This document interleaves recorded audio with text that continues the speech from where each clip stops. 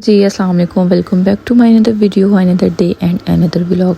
सो आज का जो हमारा व्लॉग होने वाला है ना, वो एक अजीम हस्ती से मंसूब व्लॉग होगा, क्योंकि यहाँ पे आज हम जो है ना इमाम जाफ़र सादिक अलैहिस्सलाम के नाम की हम न्याज़ देने वाले हैं। और उनकी न्याज़ में हमने क्या क्या बनाया और किस तरह लोगों को हमने डिस्ट्रीब्यूट किया और क्या क्या खिलाया सबको, वो आज मैं आपको दिखाने वाली हूँ। तो सबसे पहले क्या था कि 10 से 15 किलो ये दूध था जो मैंने बॉयल होने के लिए रख दिया था चूल्हे पे। जब वो बॉयल हो गया उसके बाद क्या किया कि उसके अंदर मैंने चावल डाले, उनको अच्छे तरीके से मैंने तकरीबन 2 से ढाई घंटे तक मैंने उनको पानी के अंदर भिगो दिया धो के, और बाद में ग्राइंडर मशीन के अंदर डाल के उसको अच्छे तरीके से उसका पेस्ट बना लिया। दैन उसके बाद जो बॉयल हो गया था ना दूध, उसके अंदर मैंने उसको ऐड कर दिया। अब हम कंटिन्यूसली जो है ना इसके अंदर चम्मच हिलाते जाएंगे ताकि हमारा नीचे जो खीर है वो नीचे ना लग जाए।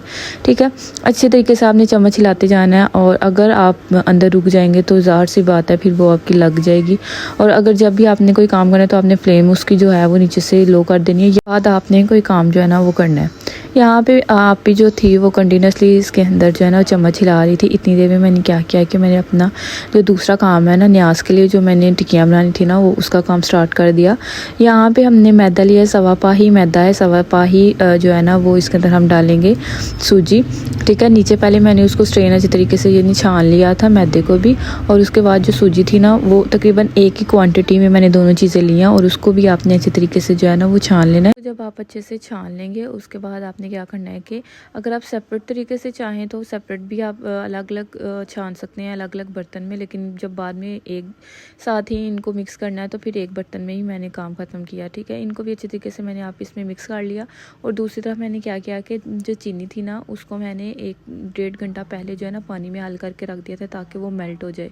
ठीक है, और जो चीनी आपने अपने हिसाब से डालनी है। अगर आपको शुगर ज़्यादा पसंद है तो आपने शुगर ज़्यादा कर लेनी है, अगर कम पसंद है तो आपने कम कर लेनी है। यहाँ पे दूसरी तरफ हमारी जो खीर वो ऑलमोस्ट पक के जो है ना वो तैयार हो चुकी थी। बाद आपने क्या करना है कि लास्ट पे इसके अंदर आपने शुगर ऐड कर लेनी है जितनी आपको पसंद है। अगर ज़्यादा पसंद है तो ज़्यादा डालें, अगर कम पसंद है तो कम उस हिसाब से डालें। यहाँ पे मैंने जो है ना वो शुगर इसके अंदर ऐड कर दी थी, साथ ही मैंने बाकी के जितने भी ड्राई फ्रूट्स थे आपको जो पसंद है आपने अपने टेस्ट के हिसाब से डाल लेनी है। यहाँ पर मैंने इलायची भी डाल दी थी, उसके बाद गरी, बादाम, काजू, पिस्ता जो भी आप लाइक करते हैं वो आप सारी चीज़ें इसके अंदर ऐड कर सकते हैं। यहाँ पे मैं आपको शो करवा देती हूँ कि यहाँ पे बाबा मेरे 1 बाय 1 करके डाल रहे थे। मुझे लग रहा था जैसे कैमरे के अंदर शो नहीं हो रही, तो फिर मैंने हाथ में पकड़ के आपको शो करवाई थी। ठीक है, उसके बाद यहाँ पे हमारी जो है ना अल्हम्दुलिल्लाह खीर जो है ना वो तकरीबन तैयार हो गई है, और उसको हमने फ्लेम ऑफ कर दिया और चूल्हे से हमने इसको उतार लिया और ठंडी होने के लिए रख दिया। यहाँ पे जो है ना वो जब ठंडी होती है तो ऊपर इसकी मलाई सी आ जाती है, ऊपर साथ साथ मिक्स करना पड़ता है। ठीक है, उसके बाद मैंने इसकी प्लेटिंग करनी थी। दैन हम आ जाते हैं अपने वो मठियों के आटे की तरफ। इसके लिए मैंने जो अपना मैदा और सूजी ली थी उसको अच्छे तरीके से मिक्स किया। ठीक है, आपने हर चीज़ की इक्वल रखनी है, लेकिन यहाँ पे जो हम ऑयल यूज़ करेंगे वो तकरीबन 700 ग्राम ऑयल है इसके अंदर, यानी हाफ़ से थोड़ा सा ज़्यादा या हाफ़ से थोड़ा सा कम, अब मुझे आइडिया नहीं है, लेकिन 700 ग्राम आई थिंक इतना ही है। तो यहाँ पे मेरी मम्मा बनाई थी, क्योंकि मुझे तो ये नहीं आता बनाना, ना आटा गूंदना आता है, तो ये काम जो था ना वो मेरी मम्मा का था। सो उन्होंने क्या किया कि अच्छे तरीके से उसको इतने अच्छे तरीके से उसको आपने मिक्स करना है, जो इसके अंदर ऑयल डालना है, जिसके अंदर जो लम्स होते हैं ना वो नहीं बनने चाहिए, जो आटा है ना वो एक जान होना चाहिए। ठीक है, यहाँ पे हमने अच्छे तरीके से इसको मिक्स किया। आज जो मैंने पानी के अंदर चीनी हल्की हुई थी ना वो उसको मैंने डाला है इसके अंदर। और आपने क्या करना है कि इतना ज़्यादा पानी नहीं शुगर के अंदर डाल देना, क्योंकि जब शुगर ने मेल्ट होना है तो वो पानी ही बन जाती है। ठीक है, बिल्कुल 1 कप से भी आधा कप आपने पानी डालना है, ताकि जब 2.5 घंटे तक या 2 घंटे तक वो पड़ी रहेगी तो वो खुद ब खुद ही वो पानी बन जाती है। और यहाँ पे मैंने तकरीबन आधी जो है ना इसके अंदर मैंने ऐड कर ली थी, क्योंकि आपने अगर ये एक साथ ही डाल देंगे तो वो अच्छी तरीके से जो है ना आटा आप इसमें मर्ज नहीं होता, गूंदा नहीं जाता। इसलिए आपने आहिस्ता आहिस्ता करके, यानी हाफ़ आपने पहले डाल लेनी है और हाफ़ आपने बाद में ऐड करनी है। और इस आटे को गूंदने के लिए बहुत ज़्यादा मेहनत लगती है, और जो हम नॉर्मल आटा गूंदते हैं वो तो फटाफट से हम लोग है ना गूंद लेते हैं, लेकिन इसके ऊपर बहुत ज़्यादा मेहनत लगती है। और इसीलिए मेरी मम्मा यहाँ पर लगी हुई थी, क्योंकि वो शुरू से इतने सालों से जो है ना वो बनाते आए हैं, तो उनको जो था ना इस चीज़ का ज़्यादा आइडिया था। और यहाँ पे बाकी की जो शुगर बची हुई थी ना वो उसको मैंने इसके अंदर जो ऐड करवा दिया। लेकिन ये है कि जो पानी है ना ऊपर वाला वो आपने इसके अंदर ऐड नहीं करना। ये ना हो कि आप अपनी शुगर बचाते बचाते, ये जो चीनी आपकी है वो बचाते बचाते आप अपना बाकी का सारा जो है आटा है ना वो ख़राब कर लें, क्योंकि इसके अंदर जितना कम होगा ना पानी उतना अच्छे तरीके से ये आपस में मर्ज हो जाएगा और अच्छे से गूंदेगा। लास्ट में फिर मैं ये आपको कि जब सारा आपस में ये मर्ज हो गया आटा और जैसे गूंदा जा चुका था, तो फिर मैंने ये एक लास्ट पे इसकी जो है ना वीडियो शूट की। और यहाँ पे मैं आपको दिखा दूँ कि कुछ इस तरह का आटा होना चाहिए, यानी ना इतना ज़्यादा नरम हो ना इतना ज़्यादा हार्ड हो, मतलब सॉफ्ट सा हो। जो उसको फ्राई करें ऑयल के अंदर तो वो ऑयल में जाके ये ना हो कि वो अलग अलग हो जाए या बहुत ज़्यादा हार्ड हो जाए। ठीक है, लास्ट पे क्या था कि ये एक और वीडियो मैंने शूट की जब जो है ना प्रॉपर तरीके से हमारा आटा जो है ना वो बिल्कुल तैयार हो गया था। और अब हम इसको क्या करेंगे कि इसको चकने बेलने पे हम लोग इसको बेल लेंगे और इसकी टिक्कियाँ जो इसको शेप दे लेंगे जिस शेप की आपने बनानी है। ठीक है, यहाँ पे मैंने क्या किया था कि अपना जो आटा जो मैंने बनाया था ना उसको मैंने अच्छी तरीके से बेल लिया था। और आपने एक गिलास ले लेना, कप ले लेना, या इस तरह की अगर कोई टॉय है आपके पास बेबी का, घर पे अगर कोई बच्चे हैं उनका टॉय है छोटा सा, तो आपने वो उसके शेप यानी उसका साइज़ ले लेना और उस हिसाब से आपने जो है ना वो टिक्कियों की शेप बनाते जाना है। ठीक है, यहाँ पे भी मैंने ये किया था कि एक घर में जो बच्चे हैं ना आपी के, उनका ये टॉय था, उनकी ये छोटी सी गिलासी थी जिसका मैंने यहाँ पे जो है ना वो साइज़ लिया है। भाई माना आपने क्या करना है कि जितना भी आपका आटा है ना उसको आपने इस तरह स्प्रेड करते जाना है और चकने बेलने से बेल के और उसको शेप देते जाना है। यहाँ पे मैंने ऑलमोस्ट सारी, यहाँ पे तो स्टार्ट पे था तो मैंने शूट किया था, लेकिन बाद में एट दी एंड जो है ना वो मेरी सारी मैंने अपनी रेडी कर ली एक साथ ही। एंड देन उसके बाद जो है ना उनको फ्राई कर लिया। यहाँ पे हमारी खीर ठंडी तो नहीं हुई थी, लेकिन नॉर्मल टेम्परेचर आगे से थोड़ा सा बेहतर जो है ना वो हो गया था। और यहाँ पे भी मैंने एक बर्तन लिया और यहाँ पे इसको मैंने यहाँ पे ट्रांसफ़र कर दिया।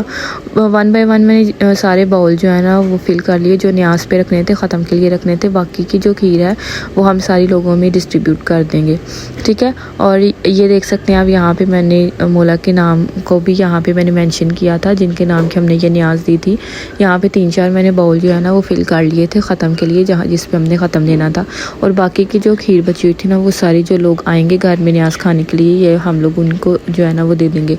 यहाँ पे जब मैंने सारी टिक्कियाँ निकाली ना उसके बाद मुझे याद आया लास्ट पे, क्या देखा यहाँ पे ऑयल भी गंदा है और सारे बर्तन वगैरह भी, और ऑयल भी थोड़ा सा ही रह गया। तो मुझे याद आया कि मैंने तो इसके शूट ही नहीं किया। फिर एट दी एंड जो है ना फिर जो थोड़ी सी टिक्कियाँ रह गई थी ना उसका भी मैंने यहाँ पे वीडियो थोड़ी सी क्लिक की। एंड देन फिर यहाँ पे ये भी शो करवा दी थी। ये लास्ट ट्रे रह गई थी जो फ्राई होने वाली थी, बाकी सारी यहाँ पे मैंने फ्राई कर ली थी। बहुत सारी अंदर टूट गई थी क्योंकि बहुत ज़्यादा सॉफ्ट थी, तो इस वजह से निकालते वक्त जो थी ना वो सारी ख़राब हो रही थी। और यहाँ पे ये लास्ट पे मैं आपको तोड़ के भी शो करवा देती हूँ कि किस कदर सॉफ्ट थी, इतनी क्रंची थी और बहुत मज़े की बनी थी। और जिसने भी घर आके ये न्याज खाई थी ना सब ने बहुत ज़्यादा तारीफ़ की थी कि बहुत अच्छी बनी है, बहुत मज़े की बनी है।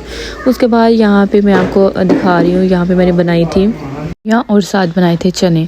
ठीक है, चनों की रेसिपी तो आपको आगे मिल जाएगी, लेकिन जो पूड़ियों की मैंने आटा गूंदने की रेसिपी थी ना वो वाली मैं आपके साथ शेयर नहीं कर सकी, तो इंशाल्लाह नेक्स्ट टाइम मैं आपके साथ ज़रूर शेयर करूँगी। सो यहाँ से ही हम कंटिन्यू करते हैं। यहाँ पे मैंने एक डो ले लिया, उसको अच्छे तरीके से चकने बेलने के ऊपर अपने हाथ की हेल्प से अच्छी तरीके से उसको स्प्रेड किया और उसको उसके बाद बेलना लिया और उसके साथ मैंने अच्छी तरीके से रोटी बना ली बड़ी करके। ठीक है, यहाँ से भी आपने जो है ना सेम प्रोसीजर ऐसे करना, आपने उसके नीचे भी ऑयलिंग कर लेनी है और उसके ऊपर भी ऑयलिंग कर लेनी है। तो ये होगा कि जो पूड़ी है ना जब हम इसको बेलेंगे तो वो नीचे चिपकेगी नहीं और इजीली हम इसको जो है ना साथ से उतार के और ऑयल के अंदर डाल देंगे। ठीक है, वैसे मैं आपको बता देती हूँ कि इसके अंदर मैंने कौन कौन से इंग्रेडिएंट्स ऐड किए हैं। सबसे पहले मैं इसके अंदर मैदा लिया और उसका तीसरा हिस्सा जो है ना मैंने आटा लिया। बेशक आप गंदम का आटा ले लें या ये बाज़ार से जो नॉर्मल आटा मिलता है ना खुला आटा, वो वाला इसके अंदर आप ऐड कर लें। उसके बाद थोड़ा सा आपने टेस्ट के लिए सॉल्ट ऐड कर लेना है और थोड़ी सी खंड डाल लेनी है टेस्ट के लिए। और साथ ही मैंने क्या किया कि 1 कटोरी इसके अंदर जो है ना वो दही डाल लिया था ताकि जो पूड़ियाँ ना वो सॉफ्ट बने। ठीक है, सिंपली मैंने इसको क्या किया कि जो डो थी ना उसको अच्छे तरीके से बेल लिया और इतनी देर में मैंने ऑयल गर्म होने के लिए ऊपर रख दिया था। और ये भी मैं लास्ट मोमेंट पे ही मुझे याद आया कि जब थोड़ा सा रह गया था ना और कोई खाने आया था घर में आज, तो उसके लिए ये मैं बना रही थी, तो मैंने कहा साथ एक छोटा सा क्लिप शूट कर लेती हूँ। और यहाँ पे जो है ना वो आपने जब ऑयल फुल गर्म होगा ना फिर आपने इसके अंदर पूरी डालनी है, क्योंकि ठंडे घी में अगर आप डालेंगे तो वो बहुत ज़्यादा हार्ड बनेगी और वो फूलेगी भी नहीं और अच्छी सॉफ्ट भी नहीं बनेगी। और जो है ना वो इसको कलर गोल्डन ब्राउन सा कलर देना है आपने और इसको कलर आने में यानी इसको फ्राई होने में बहुत ज़्यादा टाइम लगेगा। ठीक है, यहाँ पे जो है ना वो मैंने ज़्यादा जो है फ्राई नहीं की, डार्क ब्राउन कलर नहीं दिया, क्योंकि उससे पूरी जो है ना वो थोड़ी सी नरम तो नहीं बनेगी, हार्ड बनेगी। इसलिए यहाँ पे आप देखें कि पूरी बिल्कुल जो है वो सॉफ्ट भी है और जो है ना वो अच्छे से फूली हुई है और अंदर तक पकी हुई है।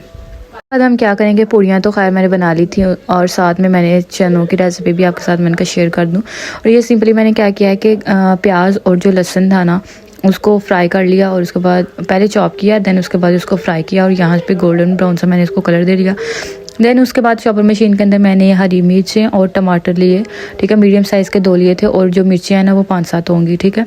और यहाँ पे भी आपने जो है जब वो फ्राई हो जाए ना आपका प्याज और गार्लिक जो है वो फ्राई हो जाए, उसके बाद आपने टमाटर मिर्चें भी डाल देनी है, यानी मसाला जिस तरह नॉर्मल हंडिया का हम लोग बनाते हैं सेम उस तरह हम बनाएंगे सिंपली। वैसे लोग कुछ लोग होते हैं वो क्या करते हैं कि वो ऐसे ही जो है चने बनाने का तरीका जो है उनका डिफरेंट होता है कि मतलब तरीका ये होता है कि सबसे पहले आपने क्या करना होता है, प्रेशर लेना और उसके अंदर चने सारे डाल के बाकी की जितनी भी मसाले की चीज़ें जैसे प्याज हो गया, लहसुन, अदरक और टमाटर मिर्ची हो गई हैं, सारा मसाला डाल के ना तो वो आपने स्टीम लगा देनी होती है तकरीबन 25 से 30 मिनट तक। और जब वो स्टीम अब तकरीबन 25-20 मिनट हो जाए ना तो वो उतार लेनी है, ठीक है, प्रेशर। और फिर बाद में उसको भून के और आपने पानी अगर शोरबा करना है तो वो कर।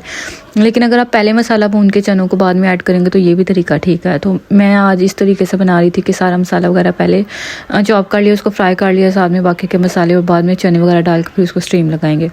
यहाँ पे जी मैंने मसाले के अंदर जो जो चीज़ें डालनी थी वो टमाटर मिर्ची भी हो गई, ठीक है, नमक मिर्ची भी हो गई, ज़ीरा भी हो गया, सूखा धनिया भी हो गया, जो जो मसाले डालना चाहें वो आप डाल सकते हैं। यहाँ पे ये मैं लहसुन पाउडर डाली थी और साथ में जिंजर पाउडर भी था, ये वाला लहसुन का पाउडर है। और दूसरा जो है ना अगर आप चाहें तो इसको स्किप भी कर सकते हैं, लेकिन अगर आप डालना टेस्ट के लिए अगर आप डालना चाहें तो आप डाल सकते हैं। मुझे लग रहा था कि जैसे मेरे चने से आता है और टेस्ट जो है ना वो मसाले के लिहाज से वो कम होगा, तो फिर इसलिए मैंने यहाँ पे पाउडर भी जो है ना वो शामिल कर लिया था, ठीक है। फिर आपने इसको अच्छे तरीके से क्या करना है कि इसकी भुनाई करनी है और देन उसके बाद आपने इसके अंदर चने ऐड कर देने हैं और फिर उसको स्टीम लगा देनी है। और तकरीबन 15 से 20 मिनट तक अगर हो जाएंगे तो ठीक है, नहीं तो फिर 25 से 30 मिनट तक हो जाएगा। अगर ज़्यादा चने हैं तो भी 25 से 30 मिनट तक ही लगेगा इसको स्टीम। यहाँ पे मैंने ये चने मैंने अभी नहीं भिगोए, ये मैंने तकरीबन रात को भिगोए थे और अब मैं शाम को 5 या 6 बजे तक ये मैं अब बना रही हूँ। तो ये इससे क्या होता है कि जो है ना वो चने पहले अगर हम भिगो देते हैं तो वो जल्दी गल जाते हैं और ज़्यादा टाइम नहीं लगता, ठीक है। यहाँ पे मैंने सेम प्रोसीजर किया, उसके बाद फ्राई किए जो ऑयल चने थे उसको मैंने कढ़ाई के अंदर निकाल लिया और उसके बाद मैंने ऑयल डाला थोड़ा सा और साथ मैंने इसके अंदर 1 कटोरी जो है वो दही की डाली थी। इससे ये आगे थोड़ी सी ग्रेवी आपकी थिक हो जाएगी और इन्हेंस हो जाएगा उसका टेस्ट। और मैंने 1 कटोरी इसके अंदर दही डाल के इसके अच्छे तरीके से मैंने भुनाई की, ठीक है। तकरीबन 5 से 10 मिनट तक मैंने इनको अच्छे तरीके से भुना। मैंने चनों को भून लिया था तो उसके बाद मैंने क्या किया कि इनको दोबारा प्रेशर में कन्वर्ट किया क्योंकि स्टीम लगानी थी, तो इसलिए मैंने जो है वो इसके अंदर डाल के इसको स्टीम किया दोबारा से। और ये लास्ट इसकी फाइनल लुक थी। आप अभी ये अच्छे तरीके से पका नहीं है, इसका भी शोरबा जो वो थोड़ा सा और थिक होगा ये। फिर उसके बाद मैंने फाइनली अपनी प्लेटिंग की, थोड़े से चने लिए, साथ में खीर जो मैंने बाउल में डाली हुई थी वो ली, पूड़ियाँ ली और जो मैंने टिक्कियाँ बनाई थी वो अपनी सारी प्लेटिंग की। और यहाँ पे देखें इतनी सॉफ्ट जो है ना वो मेरी पूड़ियाँ बनी थी ना, इतनी मज़े की थी कि जिसने खाई थी सब ने बहुत ज़्यादा जो है ना तारीफ़ की थी। सो मैंने आज जो अपने घर में छोटा सा दस्तरखान लगाया था, जो न्याज लगाई थी लोगों के लिए, सब ने खाई, सब ने बहुत ज़्यादा दुआएँ भी दी कि मुझे उम्मीद है कि अल्लाह ताला ने भी अपनी बारगाह में इसे ज़रूर कबूल फरमाया होगा। सो आप लोगों ने मेरे लिए दुआ करनी है कि मेरी ये छोटी छोटी एफर्ट जो है वो मौला अपनी बारगाह में ज़रूर कबूल मंजूर फरमाए। सो आज की वीडियो आपको कैसी लगी प्लीज़ मुझे कमेंट सेक्शन में लाजमी बताना। मिलते हैं अगली वीडियो में, अपना बहुत सारा ख्याल रखिएगा। अल्लाह हाफिज़।